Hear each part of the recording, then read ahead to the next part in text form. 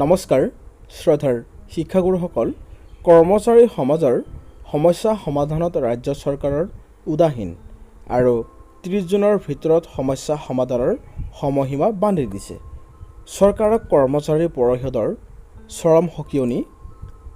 কৰ্মচাৰী সমাজৰ সমস্যাসমূহ সমাধান কৰিবলৈ ৰাজ্য চৰকাৰক সময়সীমা বান্ধি দিলে সদৌ অসম কৰ্মচাৰী পৰিষদে।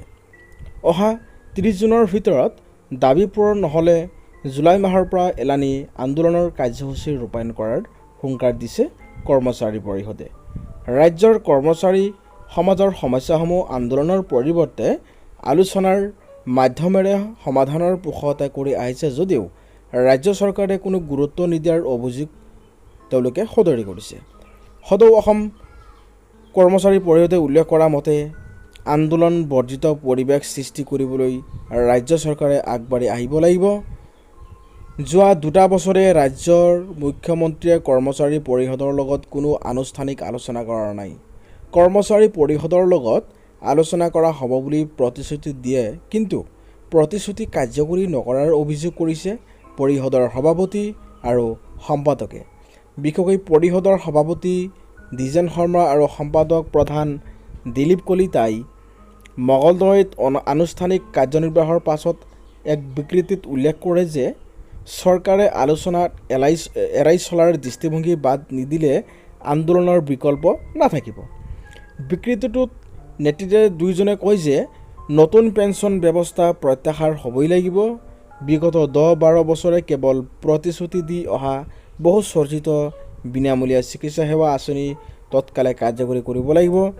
শিক্ষকৰ আৰ্জিত ছুটি বিশেষকৈ 30 দিনলৈ বৃদ্ধি কৰাকে ধৰি অন্যান্য দাবীসমূহ অহা 30 জুনৰ ভিতৰত আলোচনাৰ মাধ্যমেৰে সমাধান নকৰিলে অহা জুলাই মাহৰ পৰা এলানি প্ৰতিবাদী কাৰ্যসূচী গ্ৰহণ কৰিবলৈ বৰ্ধিত কাৰ্যনিৰ্বাহক সভাই সিদ্ধান্ত গ্ৰহণ কৰিছে বুলি জানিবলৈ দিয়ে।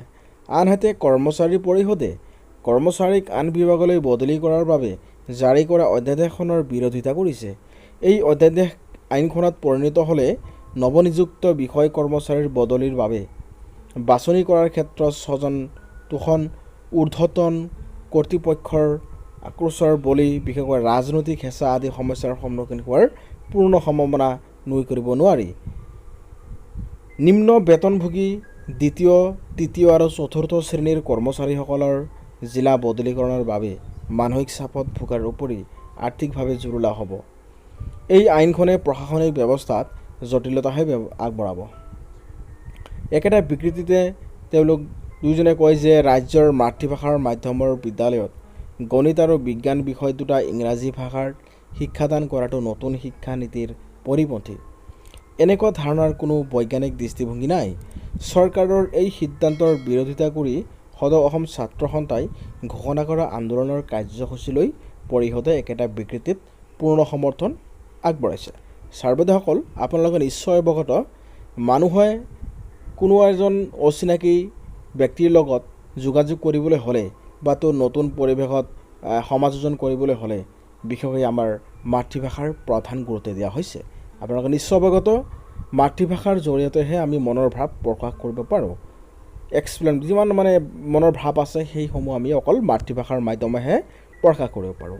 গতিকে অসম চৰকাৰে মাতৃভাষাক গুৰুত্ব নিদিয়াটো এক ৰহস্যৰ বিষয় হৈ পৰিছে আৰু যি আন্দোলন আৰম্ভ হৈছে, যি প্ৰতিবাদী কাৰ্যসূচী আৰম্ভ হৈছে, এয়া নিশ্চয় আমাৰ মাতৃভাষাৰ গুৰুত্বটো নিশ্চয় অসম চৰকাৰে মানিবলৈ বাধ্য হ'ব আৰু ইংৰাজী মাধ্যমটো তেওঁলোকে বিশেষকৈ যি ক্লাছ 6ৰ গণিত আৰু বিজ্ঞানৰ ইংৰাজীৰ প্ৰচলন কৰিছে, এইটো নিশ্চয় অতি কম সময়ৰ ভিতৰত উঠাই ল'বলৈ বাধ্য হ'ব।